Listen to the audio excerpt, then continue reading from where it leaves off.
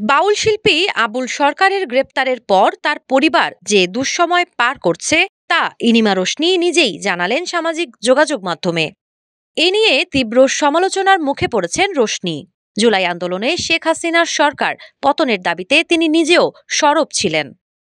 তাকে উপহাস করে একজন লিখেছেন, শেখ হাসিনা ক্ষমতায় থাকাকালীন তার বাবা বাউল শিল্পী আবুলকে স্বাধীনভাবে গান গাইতে দেয়া হয়েছিল, কোনো বাধা বিপত্তির মুখে কখনো পড়তে হয়নি। তবে কেন তিনি যেই সরকারের পক্ষে আওয়াজ তুলেছিলেন সেই সরকারের শাসনামলে তার বাবার গ্রেপ্তার হওয়া নিয়ে চুপ করে আছেন রোশনি? তার এই দ্বৈত চরিত্রকে প্রশ্নবিদ্ধ করে তাকে নিয়ে নিন্দা জানিয়ে অপমানসূচক স্ট্যাটাস দিয়েছেন ঝর্ণামণি নামের একজন ফেসবুক ইউজার। রোশনিকে লাল বিপ্লবী সম্বোধন করেও বিদ্রূপ করেন তিনি। তিনি খোঁচা মেরে আরও লেখেন, যাদের জন্য রোশনি বিপ্লবী সমর্থন করল তারা তো তার বাপকেও ছাড় দিল না। অনেকেই এর রেশ ধরে নিন্দা জানাচ্ছেন ফেসবুক ওয়ালে।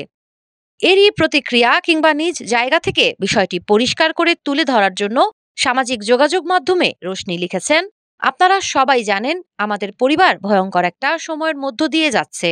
এই দুর্দশাকে যারা আরো কঠিন করে তুলছেন তাদের প্রতি বলার মতো তেমন কিছু নেই। শুধু চাই যেন এমন পরিস্থিতি কখনো আপনাদের জীবনে না আসে। তিনি আরো জানান, প্রতিদিন ভয়ের মধ্যেই দিন কাটছে তাদের, জীবনের ঝুঁকি নিয়ে চলতে হচ্ছে। কখন কে এসে বাড়ি ভাঙবে, কখন পরিবারের ওপর আঘাত আসবে, এই চিন্তাই মাথায় ঘুরছে সবসময়। সবকিছু যেন হঠাৎ করে ভেঙে পড়েছে, বলেছেন রোশনি। তবে কঠিন সময়ে যারা তাদের পাশে দাঁড়িয়েছেন তাদের প্রতি গভীর কৃতজ্ঞতা প্রকাশ করেন তিনি। দীর্ঘ স্ট্যাটাস শেষে সবার কাছে দোয়া চান রোশনি। ঘটনার শুরু ৪ নভেম্বর মানিকগঞ্জের ঘিওর উপজেলায় জাবরা এলাকার এক মেলায় পালাগানের আসরে আবুল সরকারের কথিত ধর্ম অবমাননাকর মন্তব্যের ভিডিও ছড়িয়ে পড়ে সামাজিক যোগাযোগ মাধ্যমে। সমালোচনা বাড়তে থাকলে ১৯ নভেম্বর রাতে মাদারীপুরে একটি গানের অনুষ্ঠান থেকে তাকে আটক করে ডিবি পুলিশ।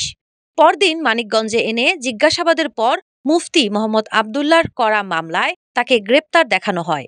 এরপর আদালত আবুল সরকারকে কারাগারে পাঠানোর নির্দেশ দেন। রোশনি বলেন, আমি আমার দায়িত্ব পালন করে যাচ্ছি, শুধু চাই আমরা যেন নিরাপদে বাঁচতে পারি। রোশনির জুলাই আন্দোলনে ইতিবাচক ভূমিকা থাকলেও তার বাবাকে গ্রেফতার করা বিষয়ে এখন পর্যন্ত কোনো মন্তব্য তিনি করেননি। সাবা খান, নাগরিক প্রতিদিন।